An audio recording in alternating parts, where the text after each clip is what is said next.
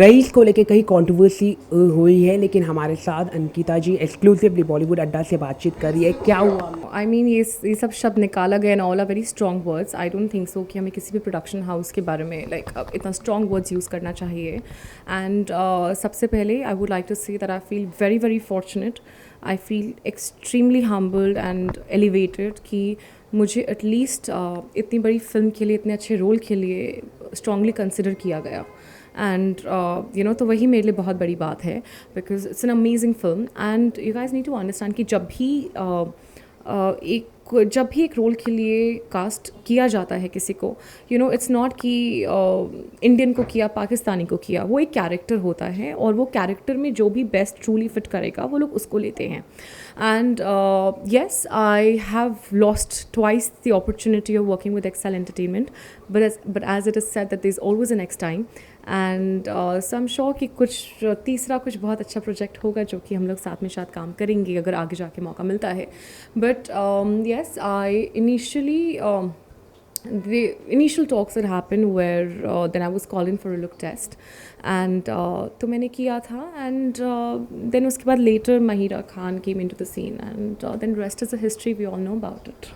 जैसे कि कहा जा रहा था कि मैम की क्योंकि आप इंडियन हैं इसलिए आपको इस रोल से हटाया गया, क्योंकि जो स्क्रिप्ट की मांग थी पाकिस्तान एक्टर की, तो कितनी ये बात सच्चाई है? वो तो प्रोड्यूसर एंड डायरेक्टर ही आपको बता सकते हैं, बट अगर स्क्रिप्ट का डिमांड एक पाकिस्तानी एक्ट्रेस का था then they have all the right to choose who they want in the film. And ऐसा नहीं है कि कोई इंडियन लड़की नहीं प्ले कर सकती है। जैसे मुझसे कई रिपोर्टर्स ने पूछा कि क्या इंडियन लड़की नहीं प्ले कर सकती पाकिस्तानी, मैंने कहा बिल्कुल कर सकती हैं, बट वो पूरी टीम का डिसीजन होता है वेदर जो उनको उस वक्त अपने रोल के लिए सूटेबल लगता है वो लोग उसको चूज़ करते हैं, बिकॉज उसके लिए उस वक्त उनके लिए वो एक कैरेक्टर होता है। सो उस वक्त अंडरस्टैंड, उस वक्त जब माहिरा जी को चूज़ किया गया तभी इंडिया पाकिस्तान का इशू नहीं चल रहा था, ये इशू अब हुआ है। सो उस वक्त इस बेसिस पे नहीं था कि मैं इंडियन हूँ तो मुझे नहीं लिया, वो पाकिस्तानी है तो लिया।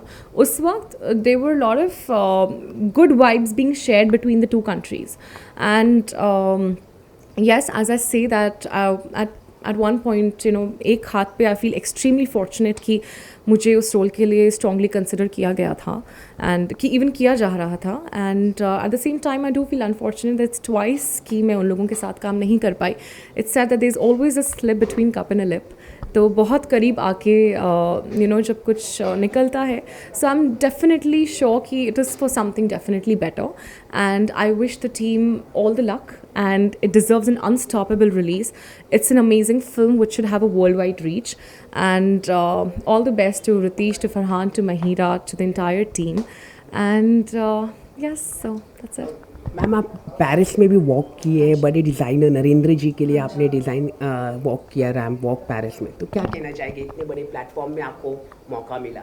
Yes, definitely. I was the first Indian to actually walk at the Eiffel Tower for the grand finale of French European Indo Fashion Week, and बहुत ही amazing experience रहा है। Narendra Kumar was always on my wish list of those designers जिनके लिए मैं as a showstopper walk करना चाहती थी हमेशा से।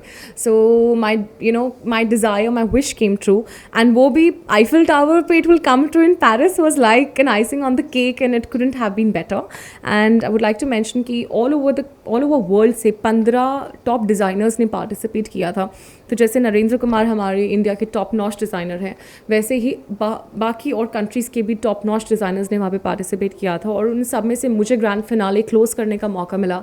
I mean being an Indian, I just feel so honoured bye everybody. इसके अलावा आपके कोई अपकमिंग प्रोजेक्ट्स अगर आप शेयर करना चाहें, या कितना बड़ा आपको रोल मिल सकता है भविष्य में?